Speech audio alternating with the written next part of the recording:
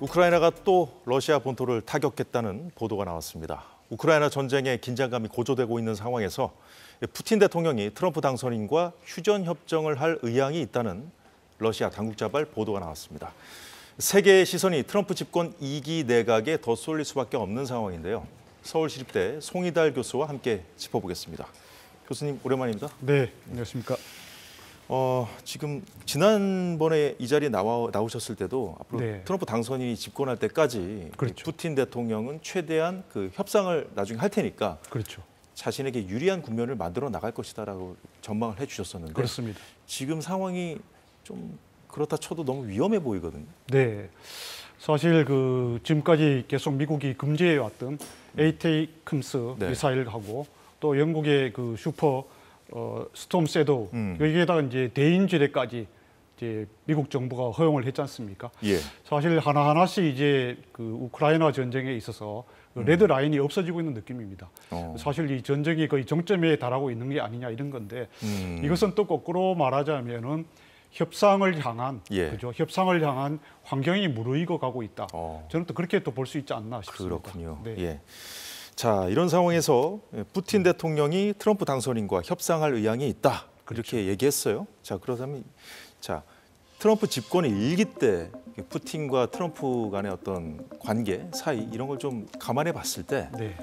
푸틴 대통령이 이 정도 연기를 피웠다면 네. 지금 물밑 접촉이 이미 시작될 수도 있지 않은가? 그렇죠. 예.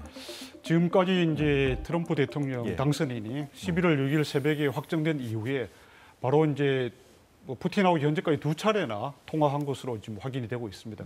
크렘린궁에서 부인하기도 하고 했습니다만. 그렇죠. 예. 그리고 이제 또 젤렌스키 대통령하고도 역시 계속 통화를 하고 있고. 예. 그래서 이제 또 주목되는 거는 트럼프 당선인이 11월 14일 날 마라라고 리조트에서 행사를 하면서 어떤 조건을 미리 밝혔어요. 조만간 우크라이나의 이 전쟁 해결을 위해서 평화 특사를 파견하겠다. 그리고 이제 이 종전 조건으로서 1,300km 지역에 비무장지대를 설정하겠다.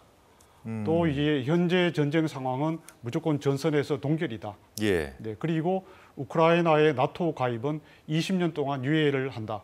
이런 식의 이제 자기 나름의 어떤 종전 조건을 미리 밝혔습니다. 지금 말씀하신 것 중에 세 번째 마지막 거는 푸틴이 요구한 거랑 또 일맥상통하는군요. 그렇습니다. 그래서 푸틴 입장으로 봐서는 상당히 구미가 당기는 그런 제안이고, 저는 사실 여기서 우리가 주목되는 것이 일론 머스크 테슬라 그리고 스페이스X CEO가 어떻게 이렇게 우크라이나 러시아 전쟁에 깊이 개입하느냐. 심지어 이제 11월 14일인가요? 그때 최근 통화에 있어서는 젤렌스키 대통령하고 통화를 트럼프 당선인이 7분 정도 하는데 바로 그 옆에 앉아가지고 스피커폰으로 하다가 또 건네받았지 않습니까? 그죠? 같이 한 거네요, 그러니까. 그렇죠. 근데 이것은 이제 사실은 이 스타링크라고 해가지고 저궤도 우주 인터넷 위성이 있습니다. 이 일종의 우주군 사업이기도 한데 머스크가 2015년부터 대대적으로 야심차게 하고 있습니다. 그런데 이게 무려 7,000개가 지금 벌써 떠 있습니다. 사실 이 우크라이나 러시아 전쟁의 판세를 좌우하는 게임 체인저가 사실 이 머스크가 하고 있는 이 스타링크입니다. 푸틴 대통령하고도 머스크가 수시로 통화를 했다는 거 아니에요? 그렇습니다. 자, 그렇다면 특사로 갈 가능성도 있을까요? 가능성도 배제할 수 없죠. 그래서 왜냐하면 이 스타링크를 매개로 해가지고 푸틴이 먼저 머스크에게 전화까지 했습니다. 대만에 이건 시진핑의 부탁을 받고서 푸틴이 먼저 전화를 한 거죠? 그렇죠. 거기서 스타링크를 대만에 공급하지 말아달라. 이렇게까지 얘기했고 또 젤렌스키 대통령은 스타링크를 개전 초기에 머스크가 제공해줘서 너무 고맙다고 또 감사 전화도 하고 이렇게 했습니다. 그렇군요. 그러다 보니까 일종의 이제 머스크라는 사람이 단순히 기업인이어서가 아니라 이런 전쟁을 좌우하는 게임 체인저를 갖고 있기 때문에 계속 이 젤렌스키에게도 푸틴에게도 영향을 행사하고 있는 겁니다. 그래서 저희 생각으로는 이 트럼프 대통령이 푸틴에게 이제 일단 협박과 저는 또 당근을 동시에 제공할 거로 봅니다. 원래 트럼프 당선인 스타일이지 않습니까? 그렇습니다. 자, 근데 이제 젤렌스키 대통령도 지금 당장 미국이 지원을 끊어버리면 전쟁에서 패할 것이다라고 이제 호소하고 있는 상황인데, 그렇습니다. 아까 말씀하신 것 중에 머스크가 또 젤렌스키하고 대통령하고도 통화를 했다고 말씀하셨잖아요. 그렇습니다. 젤렌스키 대통령을 달랠 아니면 내지는 뭐 좀 젤렌스키 대통령이 좀 원하는 협상안 좀 당근도 좀 제시를 해야 될 텐데. 그렇죠. 예. 지금 현재 미국 정부가 그 2022년 2월 24일 개전 이후로 그 우크라이나에 지원한 금액만 최소 1,500억 달러가 넘고 있습니다. 사실 천문학적 금액인데 예. 그 젤렌스키와 우크라이나 국민들을 달래는 목적도 있지만은 미국 국민들이 이렇게 많은 혈세가 들어간 전쟁에 그냥 무조건 푸틴의 요구에만 그 순응을 해서 이렇게 하는 거는 절대 용납하지 않을 겁니다. 젤렌스키요? 그렇죠. 푸틴과 젤렌스키, 그렇죠. 푸틴이 요구하는 거죠. 푸틴에 그냥 그대로 미국이 굴복해서는 안 된다 이거죠. 그래서 젤렌스키와 우크라이나 국민들에게도 예. 뭔가 이제 선물 내지 이걸 줘야 되는데 네. 그것은 결국은 이제 영토 문제 아니겠습니까? 영토를 지금 현재 이 동부 지역에서는 그 러시아가 많이 이제 뺏고 있는데 예. 그것을 얼마나 이제 러시아가 철군을 할 것인가, 영토를 돌려줄 것인가 그런 데 대한 이제 세부적인 협상은 계속 있어야 될 것으로 보입니다. 자, 이제 최근에 그 러우 전쟁이 격화된 원인 중 하나로 지목되는 것이 북한군 파병이지 않습니까? 그렇죠. 이번에 G20 정상회의에서 윤석열 대통령도 그 러시아와 북한의 최근 이 밀착 네. 행보를 이제 강력히 이제 비판했는데, 지금 이 시점에서 가장 궁금한 게 그겁니다. 아직 이거와 관련된 얘기는 안 나왔어요.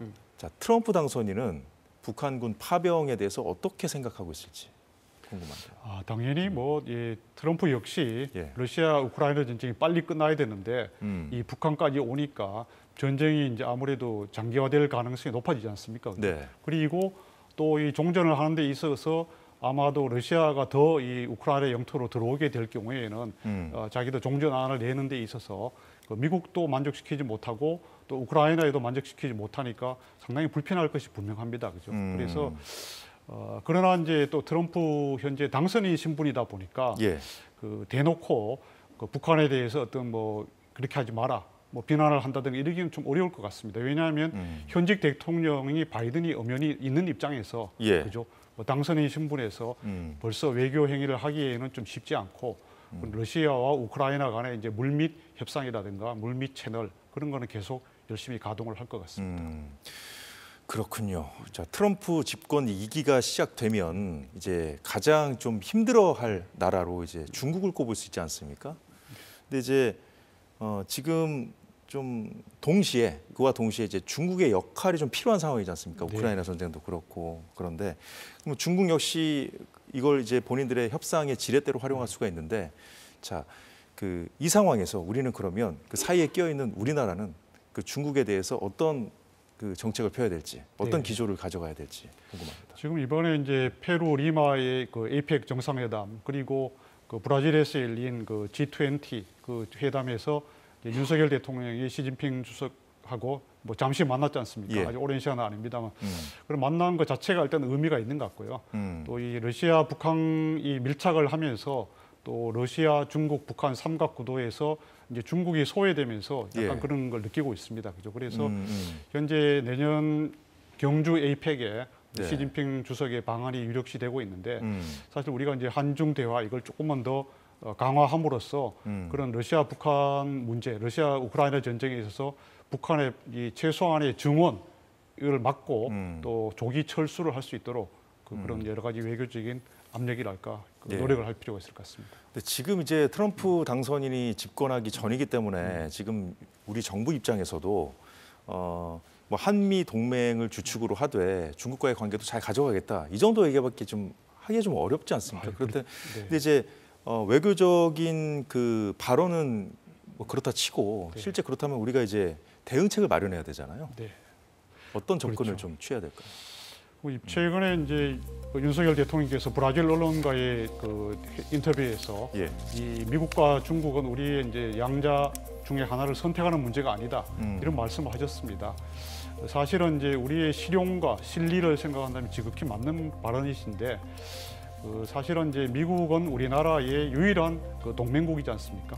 그래서 자칫 미국과 중국을 같은 반열에 놓고서 우리가 줄다리기 한다, 줄타기를 한다, 뭐 우리 편한 대로 여기 갔다 저기 갔다 한다 이런 인식을 이미지를 줬다가는 조금은 좀 우리가 바람직하지 않을 것 같습니다. 왜냐하면 트럼프 대통령과 아예 당선인은 계속 가장 강력한 그죠. 뭐 중국에 대해 60% 고율 관세를 네. 비롯해 가지고 강력한 반중 노선을 표방하고 있는데 네. 뭐 우리나라가 어떤 실용을 극대화한다는 것 그런 거 차원에서는 좋습니다만 너무 중국하고 밀착한다 이런 의미를 줬을 때는 취임 전에 이제 오히려 트럼프 대통령을 당선인을 그 자극할 염려가 있지 않나 이런 생각이 듭니다. 그렇군요. 자, 이제 중국에 대한 관세 얘기가 나왔으니까 바로 이어가 보도록 할게요. 자, 중국의 높은 관세를 매기겠다 이렇게 정책 공약을 했으니 이제 실행에 옮길 텐데 그것을 이제 주관할 주무부처 장관으로 하워드 러트닉을 지명했어요. 근데 이제 공화당 쪽에서는 트럼프 공약 정책과의 적임자라는 평가를 하던데 네. 어떤 인물이길래 이런 평가가 나오는 걸까요?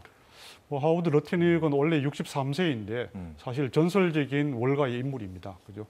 그 입사한 지 9년 만에 그 투자은행의 CEO가 된 아주 유능한 사람이고요. 예.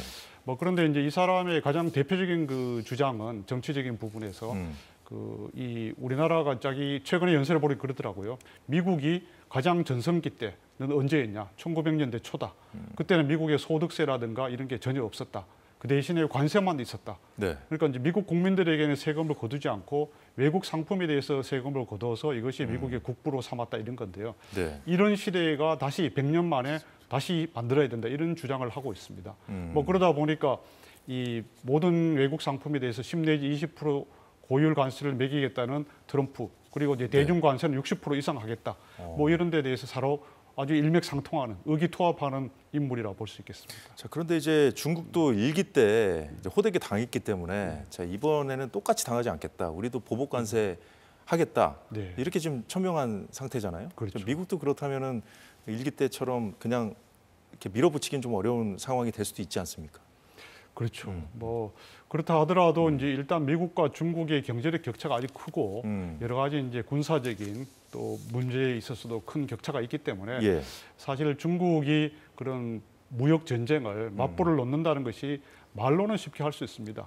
그러나 현실적으로는 여러 네. 가지 더 이 트럼프의 이 뭐랄까 불가측성 그리고 실제로 말을 하면 행동을 한다 이런 걸 알기 때문에 네. 함부로 하지 못할 걸로 저는 예상합니다. 예. 자, 그런데 이제 러트닉은 이제 머스크가 재무장관 후보로 이제 지지했던 인물이거든요. 네. 자, 이 외에도 이제 머스크의 영향력이 너무 크다 보니까 이제 트럼프 그 캠프 그 핵심 참모들 사이에서 이제 그렇습니다. 좀 머스크와 좀 뭐 불화설도 나오고 있고요. 좀 그런 상황이거든요. 그렇습니다. 사실 뭐 일론 머스크가 워낙 이번 대선에서 큰 역할, 특등 1등 공신 역할을 했기 때문에 예. 뭐 트럼프하고 늘 항상 같이 다니고 있습니다. 그죠? 화면에도 좀 나오고 있군요. 네. 어제도 이제 같이 했죠. 그렇습니다. 뭐 이 스페이스X 위성 발사장에도 가고 마라라고 리조트에도 아예 같이 상주하고 있는 정도인데 네. 그러다 보니까 당연히 이제 그 안에서 그런 갈등이 이게 나올 수 있을 것 같고요. 근데 저는 오히려 이런 갈등이 미리 나오는 것이 오히려 사전 예방 효과도 있고 좋다.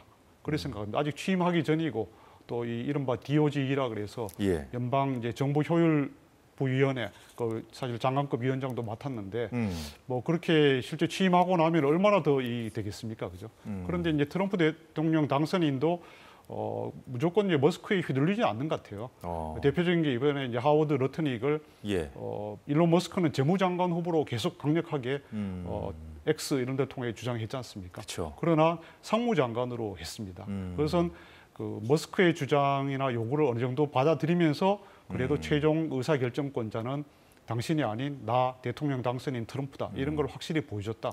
저는 그렇게 해석합니다. 그 법무부 장관 후보를 네. 둘러싸고 이제 법무부 장관 후보를 그 건의했던 그렇죠. 그 앱스타인하고도 이제 그렇죠. 머스크가 이제 충돌했었잖아요. 근데 그렇죠. 머스크가 또 다시 그 후보를 또 공개 지지한다 네. 이런 걸 봐도 그렇죠. 뭔가 좀 정리가 된 듯한 그런 흐름을 보이고 있거든요. 예, 그렇습니다. 사실 이거는 이제 처음에 그런 갈등설이 많이 나오고 또 이제 뭐 트럼프 대통령 당선인이 비행기 안에서 2시간 만에 예. 법무장관 후보를 결정했다 이런 뭐 보도가 미국 주요 언론에서 많이 나오는데 그것은 이제 일종의 뭐 화제를 만들고 그죠 또 비판할 거리를 만들기 위한 주류 언론 매체의 약간의 좀 플레이가 아닌가 저는 그렇게 생각하고 실제 이제 아직 출범도 안 했기 때문에 예. 상당히 내부적으로는 그런 뭐 갈등이 있으면서도 다 조율을 하고 일단 원팀이 되는 형태가 계속될 것으로 예상합니다. 네, 트럼프 2기 내각 윤곽을 드러내고 있는데요. 이제 골격을 거의 다 갖춰가고 있습니다. 자, 앞으로 남은 2달 동안 어떤 일이 벌어질지 저희도 관심 있게 지켜보도록 하겠습니다. 지금까지 서울시립대 송희달 교수였습니다. 말씀 잘 들었습니다. 네, 사사건건 마무리할 시간이 다 됐습니다. 내일도 알찬 소식으로 찾아뵙겠습니다. 여러분 고맙습니다.